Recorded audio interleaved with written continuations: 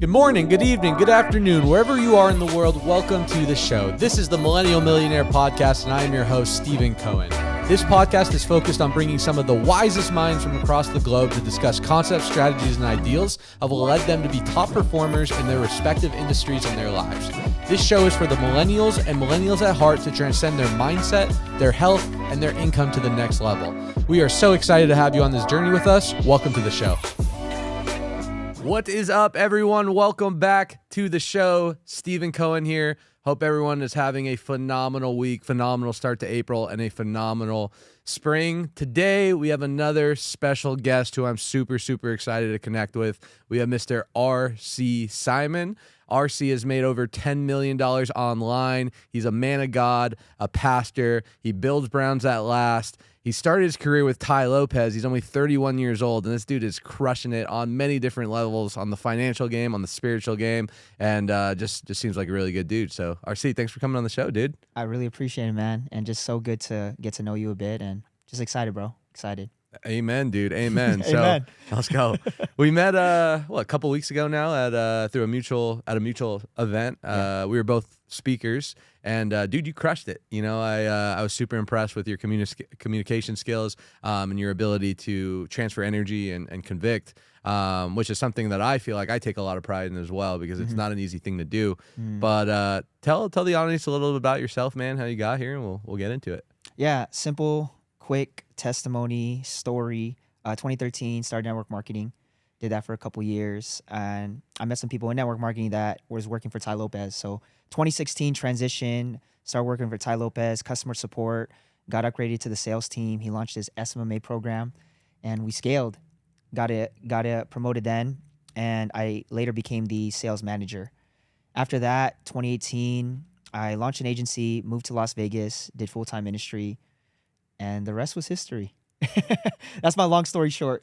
And now you're here, dude. Yeah. It's so interesting. I actually didn't know you did network marketing. I did network marketing too. Oh, wow. That's probably why the energy's there. Yeah. But so many people, I've had multiple people on this show, different walks of life, different businesses, different seasons of their life, but a good chunk of them started from network marketing. Why do you think so many people cut their teeth in network marketing and then end up going to be super successful in whatever avenue they do? Yeah. I joined because, 2013, you don't see a lot of people building funnels, landing pages, launching agencies. Like, I think people that were just looking for opportunity.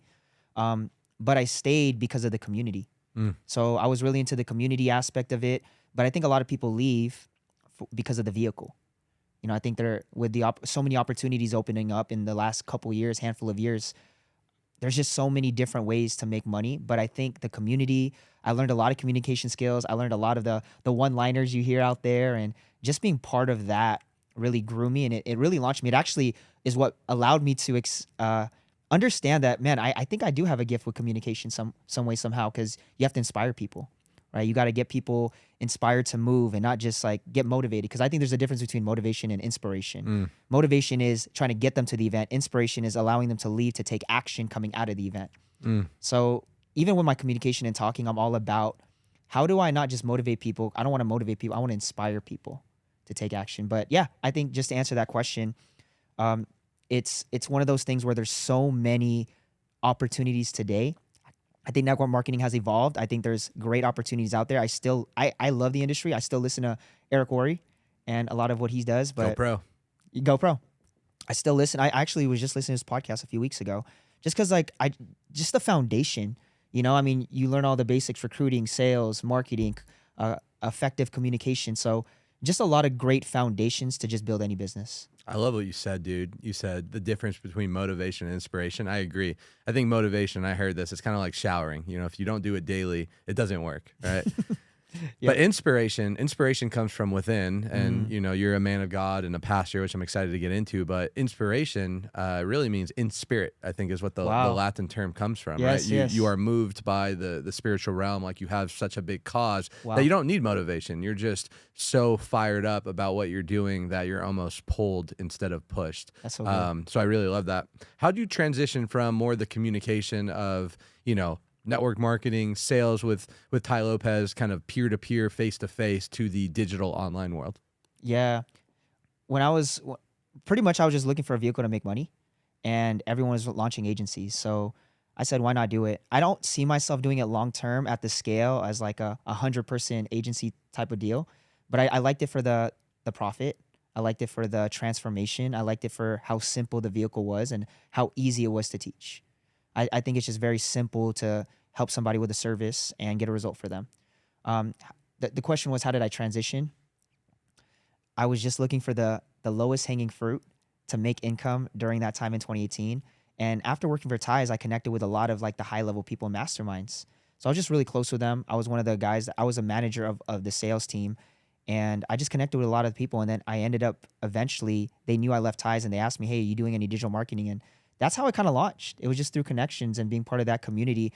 I think a lot of people, they want to go straight for the entrepreneurship. I was already in it because of what Tai was doing. And I kind of marinated in that. And really it was the connections. It's really who you know, not just what you know. Yeah. Yeah. It's funny. I was just talking to one of my managers right before this. We had a meeting, and we were talking about, how much longer do you think you have in solar direct sales, right? Because I think everyone asked that question, or at least people in entrepreneurship.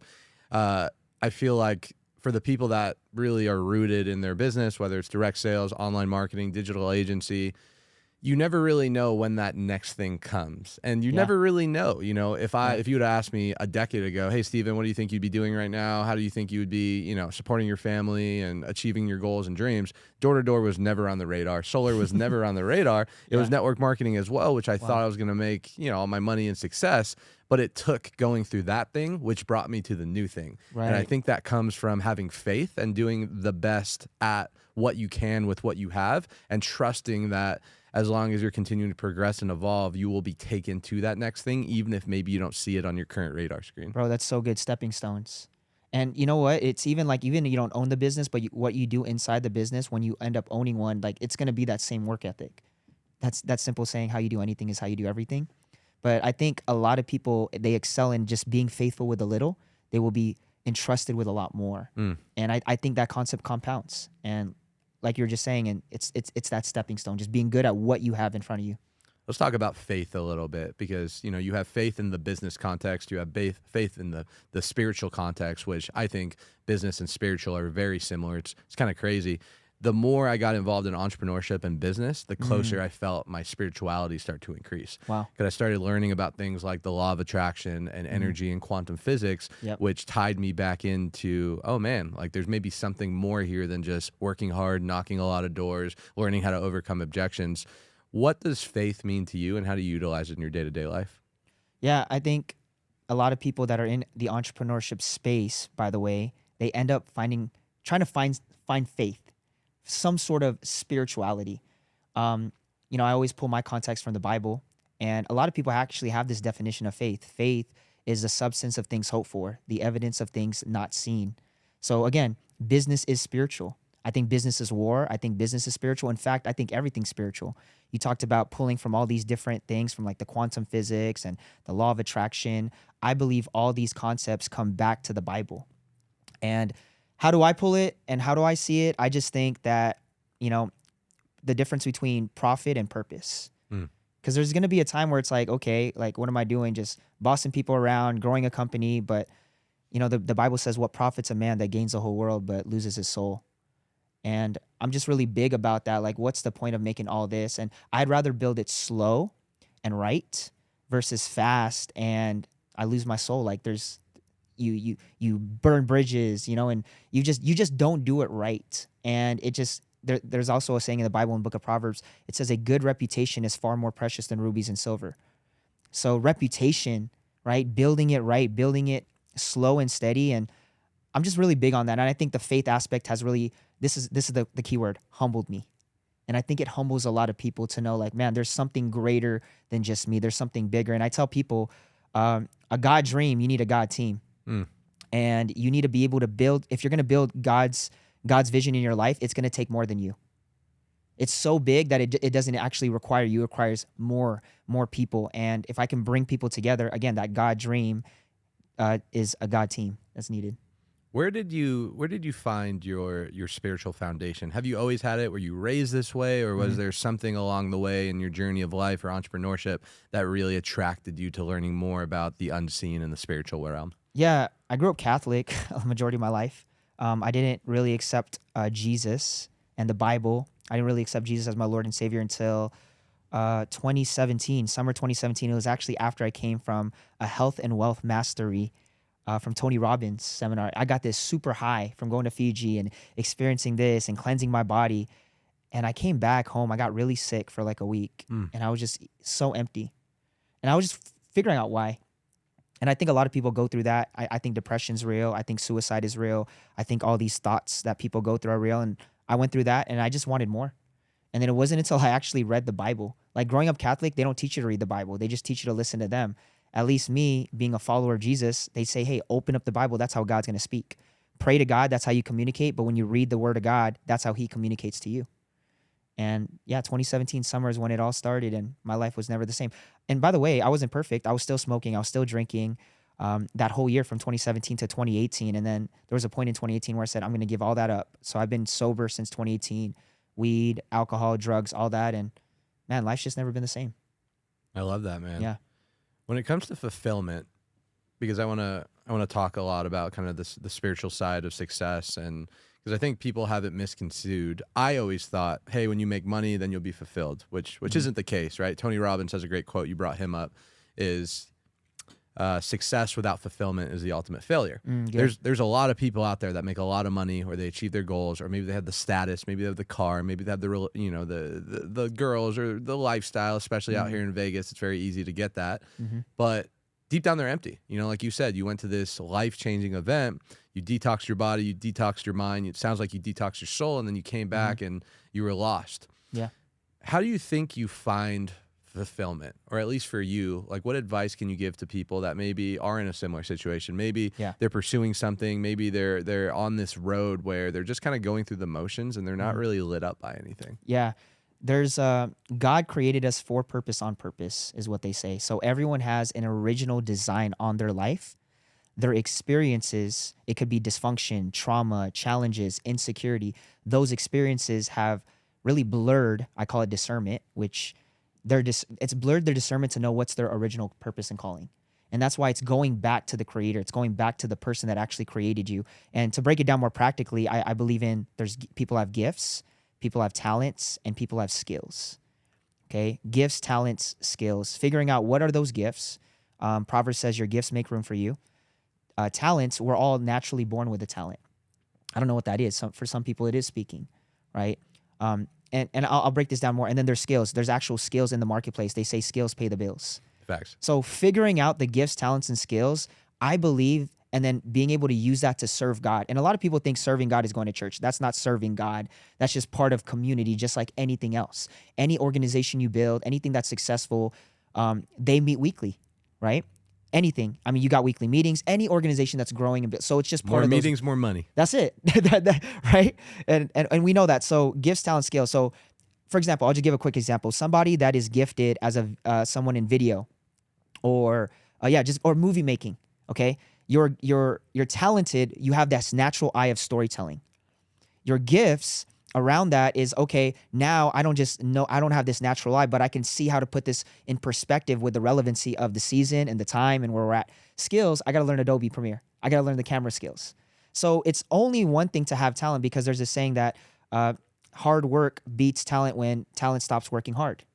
So those three things will allow you, once you can discover that. And people always ask me, how do you do that? I say, just read Proverbs a day.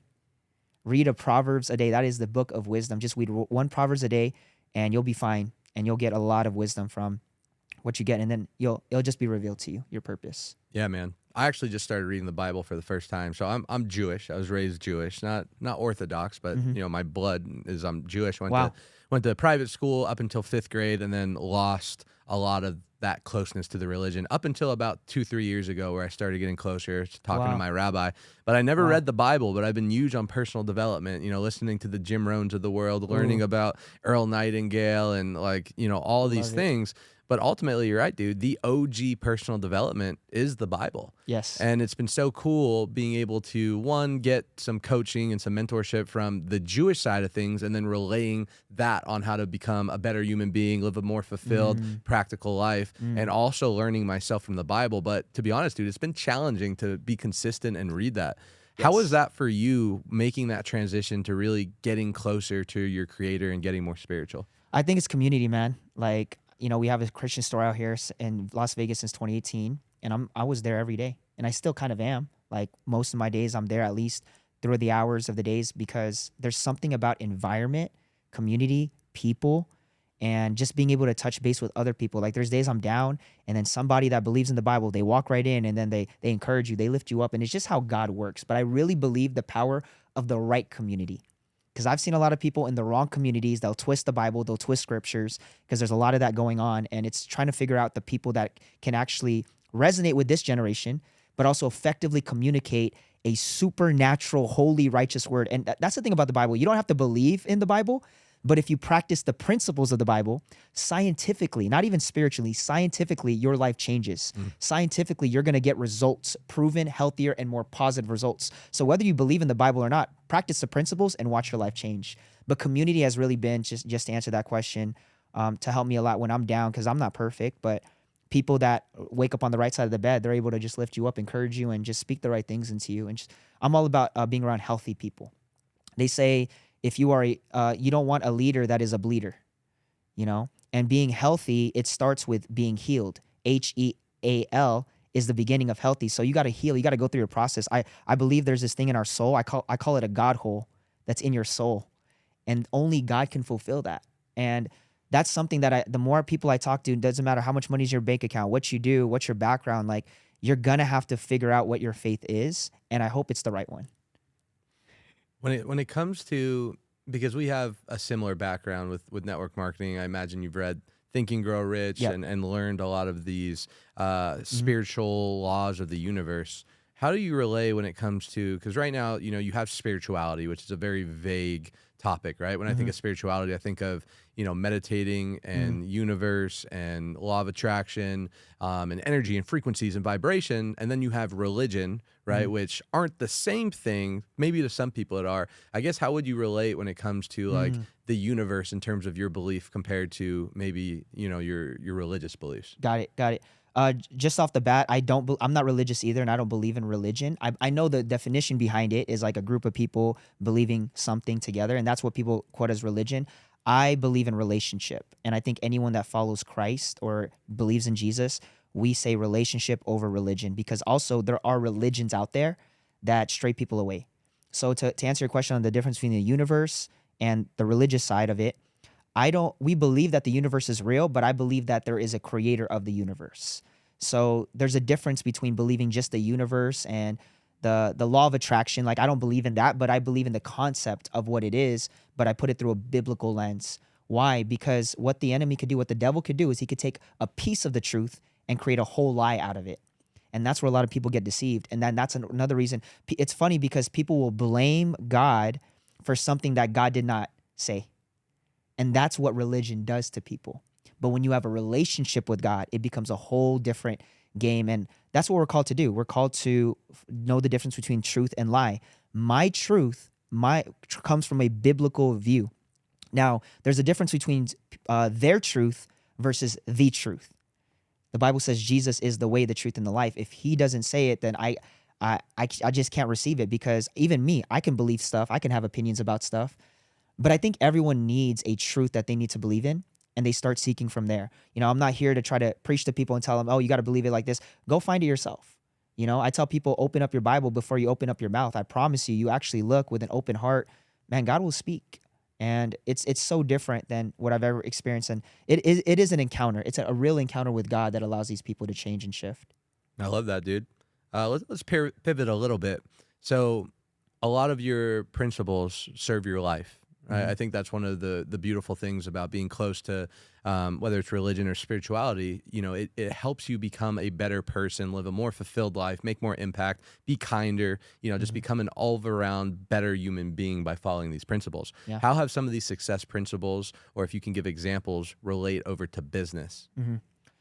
I love the book of Ecclesiastes. It says in Ecclesiastes chapter 11, it says to sow your seed in the morning, and in the afternoon, do not withhold your hand, for you do not know where profit will lie. So sowing my seed, giving my first fruits to God, even as simple as like waking up and like, thank you, God, I'm alive today. And then literally I go right to my desk and start getting to work. Like people think it's this whole morning routine. There's days where it's like, okay, I'll take longer, walk the dog, do this, do that, read a book, get my mind clear. It just depends on the day. But there's a lot of biblical principles. There's so many wealth principles too. It talks about diversification, diversifying. It talks about how lazy people will never profit. Like these are simple principles that we can lean back in to really build business. And a lot of it has to do with what we do believe in. Like it's constantly putting things in my mind that are uplifting, that are positive. And I think that's where a lot of people get started in the personal development space. I mean, I started listening to Jim Rohn a lot. You know, Jim Rohn, his dad was a pastor. So Jim Rohn had Christian values. I mean, he was teaching about Jesus in a lot of his different teachings. You know, I was always listening to that. Something that I realized, and I just got this quote recently, become a millionaire, not for the money, but for the person you become. 2013, I didn't get that. Today, I'm sitting here, I'm like, I get it. But I learned that you can pull a lot of these principles from the Bible, and man, you can just create so much. Like the reputation, Proverbs 22, a good reputation, a good name is far more precious than rubies and silver. If someone needs a refund for $500 because you didn't deliver on your service, my reputation is greater. Refund them. It'll come back. So it's just like these, you know, like you said, a more happy, fulfilled life. Reading the Bible has humbled me. I feel like I've had a lot of pride in my life, and I've wanted to become somebody I was never. Like I tried to do content on digital marketing, become the next marketer dude, but it just didn't happen. When I started talking about the Bible, that's when like the tribe came, you know, the vibe attracts your tribe is what they say, but it is so real. You share a message long enough, the right people will come your way. 100%, dude. People know your truth. And when you're authentic and you're living your truth, the right things are going to happen. Yes. Let's talk about communication. Like I said, we started this podcast with how impressed I was in terms of your communication ability, your conviction. Conviction is one of my favorite words. You mentioned that communication is a gift, and then you discovered that. And I imagine that's probably how you got into ministry and so on and so forth to extrapolate that over different avenues. Yeah. Do you think communication is something that you're born with, the art of communication, or do you think it can be learned? I think it's twofold. So I think you can be talented as far as like the way that you carry yourself in a certain way. So I think everyone can be talented in the realm of what they're marked with. That's what talent is, right? It's what you're naturally born with. But I do believe that it can be a skill that can be sharpened. I truly, truly believe it. Was it 2014? I went to a Les Brown here in Vegas, 100 people, mastering your storytelling. So I think I was already in the realm of understanding that. And then I'm gifted in it. I'm talented in it. But sharpening the skill is what's going to go from the difference from like 1 million, 10 million to 100 million. Communication is one of the most powerful skills that will allow you to get to places and spaces that no degree, nothing, right, can take you. And it just moves people and shifts them. I talk about this a lot in like how I create content and how I actually present. So some sauce here is I think about these three principles when I'm building a slide deck. The first one is, how can I shift the audience belief? And you said conviction. I love conviction, right? How can I shift audience belief? How can I change their perspective on the topic? A lot of the time mine is about faith. How can I change it to make it fresh? You know, I say stuff like, yeah, I'm gospel, but I'm also gangsta. Yeah. Right? I might be holy, but I'm also hood. You know, so changing their perspective on like, what, you can say that in church? You can do that? Educating and entertaining. There you go. And then the last one is overcoming objections. So if you can do any of these, shift people's beliefs, change their perspective, overcome objections within a slide deck, you're going to win a majority of the room. And then I pair it up with this other three principles I do: transparency, vulnerability, authenticity. Because people just know. And when you are vulnerable, authentic, transparent, and you're convicted in that, you are going to shift and move hearts. And I try to stray away from motivational stuff and stuff that speaks directly into people's soul and really feeds them, because that's what a lot of people need. They don't need the gummy bears and the sweets. They need salt. They need something that's going to, salt heals, right? Back in the old day, they need something deep inside of them. And if I can shift these in a presentation, it moves the room. Obviously, storytelling, having emotion in it. I tell people we're humans, so we have emotions. It's not about having emotions. It gets dangerous when your emotions have you. So if I could do all this, man, people just get moved and people leave never forgetting what they, because it's not what you say. It's how you made them feel. 100%, dude. Yeah. Public speaking has been one of the most transformational things in my life, because I remember being in college pretty self-conscious, low self-esteem, low identity, didn't have much belief in myself.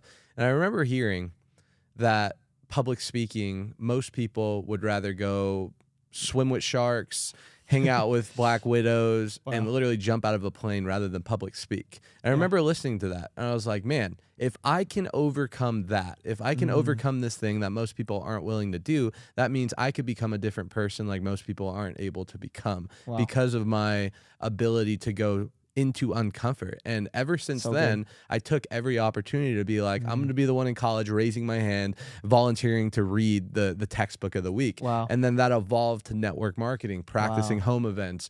I used to do 2 home events, 3 home events a week. It didn't matter if there was 100 people or 1 person. I would act as is, and I would practice the skill set of public speaking, being able to control a room, making sure that I'm comfortable up there. Because people ask me all the time, probably you too, it's like, how do you get good at public speaking? How do you become a good speaker?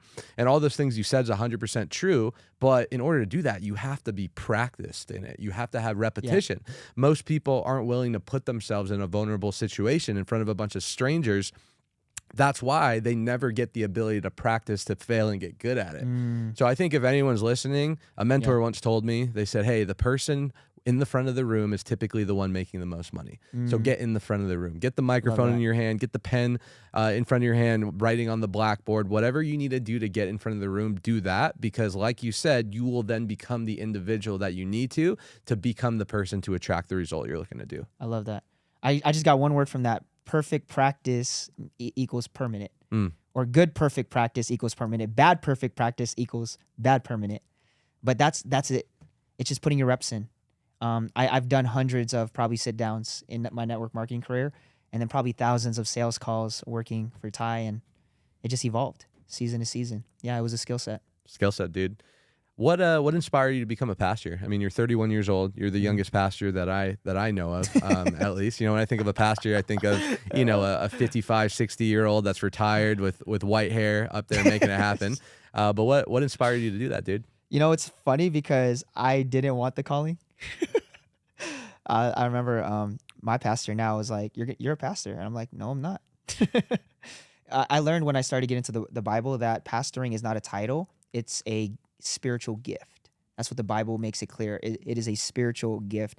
And the thing about that is you can't run from the gifts that God give. Like when you're focused on the gift giver, he gives you the gifts. And what is a gift? A gift is not meant to hold on to. A gift is meant to give. See, we talk about Tony Robbins, but it's also biblical. The secret to life is giving, right? Giving, serving. So if I can serve with my gifts, and I guess something hit me where I'll never forget. I told one of my family members, hey, I'm going to be a pastor. I think about being a pastor. Like, why? Go to school, be an accountant, finish it, I don't know how much pastors get paid and all that. And I was like, I'm not looking at it for like a career. I'm looking at it more of a calling. And I think there's a difference between knowing the difference between saying I'm going to pastor as a career to make income, because that's not I do it as a calling. And I don't know what did it, but all I knew is I knew how to affect other people with words, and I knew how to help people with where they're at because of what I've been through. So I think really I just said yes, and then God just worked on me, and then he brought the people that just needed help. And I really think that pastoring is just helping people with their soul, like what they're going through, and just lifting them up, encouraging them. Again, the difference between motivation and inspiration, like really getting them to believe that what their calling is. And it sounds cringy when I first thought about it, but then when I start to get deep into it and say, wow, this actually helps people get out of homelessness, out of this thinking that, oh, I don't have to just work there. I can actually go to school, or I have the ability to get a job to save up for this. There's just a lot of limited beliefs, and I think that's what I've been called to do. There's a lot of different callings for pastoring. There's different levels, different types, but that's something I've used when it comes to like the business positive side, and then the positive influence of the Bible, and just putting that together. And speaking life into people, because I think that's what people need today. They just need encouragement, because their whole time they've been called by their parents, you're lazy, you don't take out the trash. Like that's all they get marked with and mislabeled with, is all of that. And when somebody can just come your path and say, hey, like there's value in you, like I see something in you. Like I don't look at people for where they're at. I look at people for where they're going. I forgot who quoted that, but it says you look at someone for where they're at, they'll only become worse. But you see somebody for who they can become, they'll get better. So I look at people for who they can become. And I think that's what God has graced me with. I love that, man. It reminds me also of a concept. I think being able to communicate is so important because I think everyone knows what they need to do. Right? Like if we asked 100 people, like, how do you get in shape? How do you get a six pack? How do you create success? How do you have a good marriage? How do you become a good father, mother, brother, etc.? You kind of have the formula to know what to do. You want to get a six pack? Go work out 5 days a week, hire a trainer, drink a lot of water, cut out carbs and sugar, be consistent. Yes. But until they actually have a reason to do it, they're not going to do it. That's the thing. Especially in the 21st century, dude, like, there is so much information out there. Access has never been as abundant as it is today. Wow. You can go YouTube University, Audible Academy, and literally figure out anything that you want. Right. But until they get inspired, back to our original point, until they get a burning desire, until they find that passion and conviction in themselves to actually go out and do it, they're not going to do it. And a lot of time that needs to come from some type of external source in order to spark that emotion to hopefully give them that why to take action on themselves. That's a bar, bro. That's a whole word right there. Let's freaking go, dude. So just to pivot a little bit, because I would hate to not talk about this, social media. You know, the talk that you gave, a lot of it was based on social media, obviously spirituality and success principles and your faith. Talk to me about social media. Is it a good thing? Is it a bad thing? And how do people utilize it in the 21st century to get ahead? Yeah, I think it's both good and bad, blessing and a curse. There's a lot that can go from a temptation, but also tests and trials, tribulations, all that, right? Like there's a lot that social media can do. I love the power of it because I think about this. There's a saying that every deed is a seed. Every deed is a seed. Every dollar is a seed. But then I'll go even deeper on that. When I think about it, it's the same thing with content. It's a seed. I mean, I'm able to get access to people that they'd like push everyone off, but because I watch your content, like, let's chat. Social media builds trust in the fastest and quickest way possible. I'm all about it. Social media compounds your time. It builds you leverage. It gives you access to certain things that you never would have gotten access. You'd have to pay money to get access to certain of these things. But I just love it because, yeah, you can just share who you are. You can be real about it. People can be fake about it. I think the best part about it is really the leverage. And I think this is where businesses are going. I think people are going to be buying from people. You think about like the Mr. Beast, right? I know everyone uses him, but I just think about it because like Hershey's, they should be shaking right now. Yeah. Right. This man just launched like a 2.0 version of his chocolate and he's pouring way more money to make it better. So I think influencers have the power to get market share right away. But I think a real good product or service is what keeps the market share going, growing, and expanding. So social media is just the gateway, but you have to have a good product. You have to have a good service. You have to have a great culture and people that can serve. So it's a two-way street. I think it can scam people quick, right, with a perception. But I also think it can get the right people in front of the right things as long as but it can keep them in the game long enough, as long as they're willing to develop and get better and better and better and do things right. So it is a blessing and a curse. I think however people want to use it. There's so many routes we could talk about with the whole short form game, long form game. But today it's not content is king. It's content creation and distribution. It's content distribution. And I guess that's why, you know, the whole podcasting game is just fire because it allows you to do so much distribution at scale. There's no lack of there's, you know how they say it's saturated. Oh, this niche is saturated. It's saturated if you think it is. But here's the thing. There's no lack of good content in the marketplace. I'm emphasizing good. Okay? There's no lack of good content in the marketplace. There's a lot of content, but there is a lack of the good content. So, or I'm sorry, there's a lack of good content in the marketplace. That's the whole thing. And it's like, as long as you continue to get good at what you do, man, people are just going to come. I agree, dude. I resisted coming online. You know, it was really 2 years ago that I was like, I just need to start making content because I focus so much on my offline life, making sure my house is in order, my business, my relationship, my fitness. And I was like, I don't want to be one of those social media guys selling courses, doing all the things, fake gurus. But then I realized that my reach and my ability to impact and ultimately my ability to get more monetization is limited based on who knows me. And then, like you said, the 21st century, your social media, your Instagram is basically your resume. You know, whenever I meet people at a networking event or I want to prepare for a podcast, I I don't hit them up. I don't like trying to find a resume. I go on their social media. I see what they're about. I see if their content resonates with me. I see if we have similar like-mindedness. And then based on that, I'll know if I reach out or won't reach out, because it's their communication. We're talking a lot on this podcast about communication. Yeah. Offline communication is everything we've been talking about, but online communication, the message that you're giving to your audience, who you are perceived to be, the value or lack of value you're getting, super important. So when it comes to communicating online, what tips or tricks do you have, whether it's short-term, long-term, in order for people to really start getting some traction on their social media? Man, I love this. By the way, I love how you opened up about how, like, you know, I'm doing all my offline. I'm trying to get my house together, keep my business up, train my team, manage the people. Because I honestly, genuinely believe that is a hard balance. Even for me, like, I'll sacrifice some operation stuff just to get content because there's something deep in me I have to share. You know, so finding that balance and finding that flow and just being in that rhythm, it is a challenge that a lot of people don't talk about. So even just sharing just that, it's like, yeah, there's days where I don't want to create content. I need to shut everything down and focus on my team, the work, the things I got to get done, because content gets crazy. You start thinking of so many things and you can't even, like, you know, and your trash hasn't been changed, or your laundry's not even getting done, or whatever, right? Yeah. Whatever those little Missed things 3 are. date nights in a week. That's what I'm saying, right? Yeah. And that gets toxic. Like, you need some balance in that. So it is a challenge. It is a challenge. This is where I see content is going. One, the foundation is the E versus E ratio. I heard this long ago. Entertainment versus education. But these are the two types of content creators: entertainers, educators. And then you talked about the edutainment, figuring that out. I think great content creators do that. Me, I started off with education.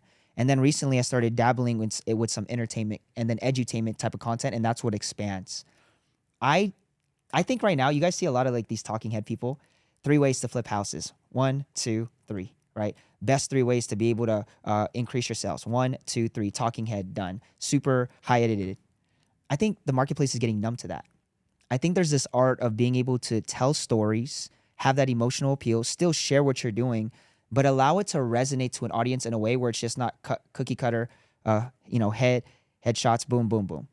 So I think that's where the content is going. Because once I get, okay, here's 3 ways, no, open up and say something that's going to hook them. Like for me recently, a lot of my viral stuff recently, when I say viral, anything that's like 10K plus, I think it's like viral, right? So, like that's what I think. So when I see 10, 20, 30, 40, 50K, mine has been on like relationships. And I realized, and that was me just going broad. So I'll go broad on different topics in faith-based finances, relationships, health, whatever, mindset. And then when something hits, I go deeper on that topic. So I find a hook, say, okay, by the way, here's 3 ways on how to do it or whatever. And then I share something about the story, give the 3, and then end off with something clever to get them to want more. So I just think figuring that out for people and their brand, they're not going to get numb to this. Because there's so many of that nowadays. It's like everyone's like hiring podcast editors, rooms, doing all that, but it's bland. It becomes numb. People want sauce. They want excitement. They want real. So how do creators do that? I think every creator needs to find that out, because the formula is not going to be 1, 2, 3 that you're going to copy the next course, the next person. It's going to be something based on what you're called for. What would you say is the secret to social media? If there was secret, is it consistency? Is it just authenticity? Like, if there is one thing, because there's a lot of business owners that listen to this podcast. Maybe they own a small pizza shop, or maybe they have a juice cafe, or maybe they have a chiropractic, and they've never reached into the social media world before, right? They've done kind of cookie cutter, guerrilla marketing, doing all the things, and they just haven't figured out what they need to do to start monetizing online and start getting their word out there. So if there was one piece of advice when it comes to social media to just get going, what would that be? 2 words: consistent distribution. I really believe it. I tell people, just look at my Instagram. Like, I don't have 100 posts and I hit 100K. Like, I have right now, I think I'm sitting at like 1,600 IG posts only. That's just IG. That's not YouTube. One of my YouTube channels, 1.8K videos. Jeez. Like in like 4 years. Like, for me, I think my formula is not like I'm this special dude. I just had, and you'll look at most people's content, it's the 20% that gives the majority of the subs, majority of the following. It's the ones that go viral, but it's like, how you know? And the algorithm is very, very interesting. I'll even test it where I'll do one that goes viral, and then 3 months later or 6 months later, I'll post it again and just compare data. And sometimes it does more, sometimes it does less. So contra distribution would probably be that one thing. Like hit 1,000 posts and then let somebody audit you. Let somebody look at your stuff, and then because at least we have receipts of what we can audit. But yeah, that's always just been my thing. It's just a ton of content. Just get in the game, y'all. Just get in the game. Most people, they're bystanders. They're not participants, right? They're spectators. They're out there just watching. Oh, I'll do this when, or that when. It's like, just do it. Like I remember my big limiting belief was, man, what would my friends think from high school, right? Like I'm doing well in solar, but I don't want to be that guy. And it's just conversations that you don't want to go online. They're just limiting beliefs. Like my advice, similar to yours, is just do it and be consistent. And you're going to start with 10 views. You're going to start with 50 views. You're going to start with 100 views or 4 likes. And it's probably only going to be your mom, your sister, and your aunt. But it doesn't matter, because the hardest thing to do is go into the unknown. And then once you go into the unknown, you realize, oh, the unknown is now the known. Now I can just do this consistently and start stacking on it. So yeah, that's it, bro. I mean, I think about like just the ability for us to pop open our phone, throw something down, and just stay planting. I just think my whole thing is a farmer mentality. I'm always thinking farmer, and then because by the way, content is a whole nother business. It is. If you're getting serious about it, it's not no side hustle. This isn't something every now and then. This is something where it's like, even me, my first 3 hours a day, I need a piece of content out. Something needs to go out. Something needs to go out there. And that's how I see it. It is a full-on business. It's a full-on, full-time job, gig, like play. But the thing I like about it is it compounds. Once it hits, you don't have to work as hard. I don't have the same content workflow. Before, it was like more than half my day. Today, it's just 2 to 3 hours of my day now, which is still able to keep me up, get leads in, do what we need to do, reach the people, and create an impact. It's high leverage, dude. Very. Naval Ravikant, I believe, talks about the 4 different types of leverage. I don't know if you've heard about this, but 4 different types of leverage. You have the first 2, which are pretty common. You have labor, which is the oldest form of leverage, having other people work for you, whether you're a small business, running a sales team. You can leverage other people's time and energy. I'd rather have 1% of 100 people's efforts than 100% of my own, right? They've used this since the medieval days. The second one, in terms of leverage, is capital, right? Warren Buffett talks a lot about this. Have your money work harder for you than you do. If you can't figure out a way to make money while you're sleeping, you're going to have to work until you die, right? We understand compound interest, dollar cost averaging, investment, and the only way to create true wealth is to have your money working harder for you than you do. Yes. The other 2, though, are a little bit more challenging. It's kind of the new age leverage. It's code and media, right? We're talking a lot about media. You make one video that potentially could meet millions and millions of people, get millions and millions of views, and create millions and millions of dollars of ROI infinitely over. It takes Joe Rogan the same amount of energy, time to create episode number 1 as it did episode 3,000, but episode 3,000, he's making 1,000 times more than episode 1, right? Yes. High leverage.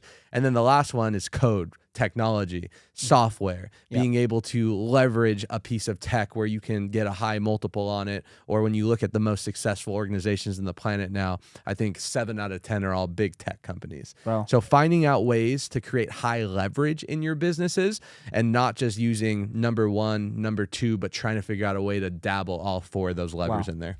So yes, I have heard of this, and that's another reason why in this last year I started going into, it's called no code SaaS, software as a service, right? That is where a lot of wealth is going to be built. Like you said, the top 7 companies are tech companies. You look at the Forbes list, more than half of them came from some sort of software. Today, we can create software without writing one single line of code. And it comes through all these drag and drops. Here's an example, Shopify. You get the Shopify e-com millionaires. They just knew marketing and how to piece things together, but Shopify is a no-code tool. But imagine building software for businesses and solutions, and then obviously you can get 1,000 people in, and you don't need a big fulfillment team because the software, right? That's why it's the leverage. But that's actually been my newest project, is figuring out the whole no-code, building no-code solutions for businesses, and figuring out what does an industry actually need, and how can we be the one. I mean, you see the Alex Becker 100 million exit for Hyros, right? Again, code, tech. So I'm all about those. But those 4 levels of leverage. That's why when I saw the code, I was like, how can I get in this? And that's where I went down that rabbit hole. And anyone can go on YouTube, just go type in no code SaaS. Tons and tons and tons of great stuff on building out a no code software. Some sauce for you guys. Yeah. Yeah. Let's talk about leadership, RC, because I'm very intrigued of your perspective. Let's talk about service leadership. What does that mean to you? Leadership is one word. It's influence. Yeah. Okay. I love John Maxwell. I learned a lot from him. He's also a believer, a Bible believer. Servant leadership, the Bible says this, that Jesus said it actually. He says, the greatest among thee are the least in the kingdom. The greatest in the kingdom is the least in the kingdom. And what he means by that is the one that serves is the greatest in the kingdom. So God knew that serving is actually, I truly believe it is a wealth principle. You serve your people, you serve others, you serve your clients, you serve other businesses, you just serve people, inevitably it'll come to you. It's that same saying where you help enough people get what they want, you get all you want. So servant leadership, how do I see it? I tell people from a biblical perspective, and this might sound weird to people, I wash feet for a living. Because that's what we do. That's what Jesus does, right? Washing feet for a living, helping people. Now, whatever people think about that, like, oh, I don't know. It's not about the physical. It's a spiritual way of serving people. If I can serve people, man, and that's how I see the team. I see every successful CEO like that, or founder, right? They're on my payroll, but I'm serving them just as much as they're serving the business. I build people, and the people will build the business. So that's how I see serving. Love that, dude. It's the difference between a manager and a leader. Manager says you do, leader says we do, right? Wow. Leadership, I think, is everything, because if you don't have anyone to lead, the first person you need to lead is yourself. But when I think of leadership, I think of values and integrity and morals. Yes. Again, John C. Maxwell, he talks about this, the law of the lid, one of my favorite principles by him. Yes, your yes. level of effectiveness in life, in your business, and the impact you make in your community, the impact you make in your family is all based on your level of leadership, because who you are as an individual. I don't know if I made up this quote. I'll take credit for it because I don't know who did it, but I said talent will create success, but character will sustain it. Everyone can go create success with enough talent, with enough hard work, with enough consistency, but the people that can sustain it, sustainability is a word that I really been meditating on recently. Wow. The people that can sustain it year after year after year and continue to progress, those are the people that have the leadership, because they have the integrity. They're doing the things that they need to behind closed doors. They're treating other people like they would like to be treated. Wow. I never really understand how people that cut corners and that don't live in integrity can make money. It just is such a foreign concept to me, because for me, the more money I make, the better person I become. The better person I become, the more money I make. And I've always had that symbolic relationship to personal growth, because that's been my journey so far. So when I see people who I'm like, I know what you do behind closed doors, you're not someone that I would trust or someone I want to change lives with, it doesn't fully resonate with me how they're continuing to get the monetary success. Wow. But again, I believe potentially, eventually, there will be some obstacle that's bigger than they are, that they're not able to overcome, because they don't have that true relationship, that true honorable relationship with themselves. Wow. Yeah, I like that. Sustain has also been my word. So There we go, dude. Successful versus sustainable, like it's such a different game when you think from a sustained lens. Like, it's not just a quick buck or a quick fix. And sustain just keeps me grounded. It keeps us humble. I'm not just gonna do it just because it's a quick fix. Like, I'm doing it because it's built to last. And that's been the motto for me, is like, how do I build something that lasts? Yeah. 100%, man. RC, how do you sustain high energy?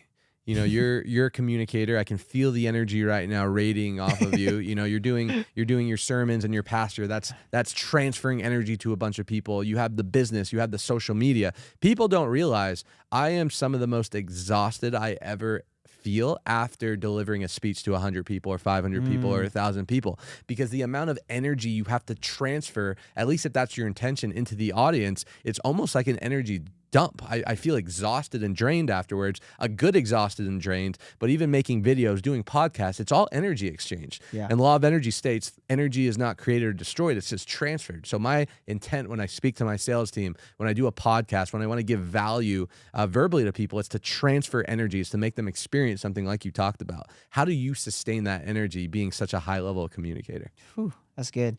It's funny, and I'll be honest about this. After Sundays, I go straight home and I'm resting and I'll nap. And that's the only time I nap during the week, because there's so much energy when you're speaking and pouring into people at that rate. So usually that's been recently mine when I hit my 30s. I think it's a physical thing. But to answer your question, I'll keep it simple. Spending time with God. There's a difference between sleep and rest. I think sleep helps your physical body. And I just got this revelation right now, actually, as I was listening to you. I think rest helps your soul. people need rest, and that rest that comes from your soul. Your soul biblically is your mind, your will, your emotions. If I can rest in that and just be peaceful in all that, it keeps me going. There's something powerful about praying too that just gives me this energy. And yeah, I think that's the simple way is the difference between sleep and rest and just really spending time with God. And sometimes spending time with God is as simple as like, Lord, I need help, man. Like, I don't know how I'm doing this. And I think prayer is just a way it's a communication that humbles you. And there's a saying that a humble person, humility, the characteristic, because we talked about character. I like that, the difference between talent that grows and then character that sustains. Character, one of those is humility. There's a saying about humility that humility is saying, can God trust you? Can God trust you? That's someone that's humble. It's bars, dude. That's bars. I agree with you. The way I look at that is, you say prayer and rest. I totally agree. I look at it also as self-care and gratitude. Love it. That's self-care for me has been that ability to recharge. The time when I'm burning the candle at both ends and I feel drained is typically when I'm not tending to myself. It's when I'm tending to my fiance. It's when I'm tending to my mom. It's when I'm tending to my team, which you have to do. But if you're not filling your own cup, which is cliche, but you shouldn't be trying to pour your water in other people's cups. You should be pouring so much into yourself that then it overfills into everyone else in your life. And that was a big shift for me, dude, because, energy transfers, whether it's, yes, sales or a customer or a team or a family or a fiance. If you're not tending to yourself, if you're not focused on yourself, and that's why I think people have to be a little bit selfish. I 100% agree with selfishness and having humility. But if you're not selfish, that means you're not focusing on yourself. And if you're not focusing on yourself, you have nothing to give to other people. You can't help someone else if you're not helping yourself. I can't go support someone financially if I'm barely struggling. You can't give someone spiritual healing if you're empty yourself. So the first person we need to serve ultimately is ourselves. Yes. And I think a big way to do that is self-care. It's going to the massages. It's getting the pedicures for me. It's getting the rest. It's taking a Sunday off just to chill, recharge, and maybe not answering that phone call to answer to that sales rep. So I love what you said there, dude. Bro, I love that because people would think rest would be one way for me, but you just shared a lot of practical ways of how rest would be for you. Every person will find rest the way that it helps feed them and their soul. So I'm really big about that, by the way, not pouring from an empty cup. It's the same analogy with like if the plane is crashing down, you don't want to help everybody else get their mask because by the time you get it, you're out, right? You can't get your oxygen mask. And I always say this season, don't think about others because I get it, ministries to serve, but you got to know how to serve yourself. Water you. This season, water you. Because so many people, they think about other people, but then they're drowning. You can't save somebody that's drowning when you're drowning simultaneously. So water you this season. I say water you, boo. I like it. I like it, dude. You got the bars. RC, we could sit here and drop nuggets and bars for hours, dude. But for sake of time, we're going to wrap up here soon. What would you tell someone that maybe is going through a winter right now? Obviously, we're coming out of metaphorical winter, but sometimes you're going through a winter in your business, a winter in your faith, a winter in your personal life. And maybe they're just struggling. Maybe they're feeling unfulfilled. Maybe, their business is going the wrong direction. Maybe they're feeling a little bit of loss in 2024 in April. What advice would you give those people to get out of their little funk they're in? Man, you go through winter seasons regardless in any season of your life. Why? Because it's seasons. God gives seasons for a reason. And everyone will experience winter seasons. That's why we got to prepare during the harvest, right? Springtime, summer, fall, but winter. What do? I think those winter seasons have really got increased my faith in God, really. I know it sounds, again, simple, cliche, but for anyone struggling, I always go back to making sure that my mind is right during those times, and whatever that is in consuming anything positive. I'm really, really big about that. Again, seems cliche, but if you keep feeding into that negative thing, right, it's going to keep growing. And a lot of people think growth is always good. Not all growth is good. Tumors grow, right? It's not always good. So it's being able to focus on things that are healthy in my life, being around the right environments. I think the greatest thing why I like building community is because when I build people up, I think I'm building people up for them, but really I build people up for me. It goes both ways. And that's just the power of like, I'm going through winter. they're in their harvest season. So like, yo, bless me, help me, right? Guide me. Like, so to just answer that, I think you need to get to a place that wherever you feel empty in that, whether it's negative thinking, it might be your soul, it might just, whatever that is, get into an environment that's going to feed that and get you through that season. Because what I tell people is seasons change. This season will not last forever. And I think that's always going to be a word of encouragement for people, that seasons will always change. When I'm at my highs at the high of the mountain, it's going to change. So get ready. But when I'm at my lowest, thank God it's going to change. It's right around the corner. So just know that seasons change. Well said, dude. Yeah. RC, my last question for you as you wrap up. So who you are today, 31 years old, crushing the game, spiritually grounded, excited about life. If you could go back in time 15, 20 years ago to your younger self, what would the RC today tell the RC back then? You did it, bro. Honestly, I never really imagined it. I think it just happened so fast in my life. But that is such a great question, man. I'm actually, I feel stumped right now. Like for real. If I were to go back to them 15, 20 years from now, I would have been like, bro, I would have corrected me. I'd be like, bro, do what you doing, but do it faster, do it better. And just take as much risk as you can. Like, forget what everyone says, forget what everybody says, and just do it faster, do it better. Because I believe a lot of people will be millionaires in this life. I believe that. Why? Because you can make $1 million in 60 years, or you can make $1 million in 1 year. So I'm like, bro, do it faster, do it better, say yes more, don't be scared, and just trust whatever that gut is. And I get it. Sometimes your gut leads you into like bad decisions, but I did wish I took more risks faster. So take more risks faster is what I would tell them. Sound advice, dude. The biggest risk is not taking a risk. Woo. Life is a risk anyways, right? Getting in a car is a risk. That's it. Might as well be calculated. There you go. Amen. Awesome, dude. RC, you've been amazing, man. Where can viewers find you if they want to tune into your content and get connected? Just RC Simon, Simon. Yeah, like Simon says. So Simon says, go do you, boo. Dude, I love the energy. I love the message. I love the foundation of what you're building on. I appreciate you coming on the show, man. Bro, I really appreciate you. I'm glad we're connected and just excited, man. Just excited. Let's go. Guys, another great episode. Tune in for next week. We'll continue to bring the sauce, the fire, the inspiration, the content. Thank you guys so much for staying tuned, making it the whole episode, and we'll see you guys next week.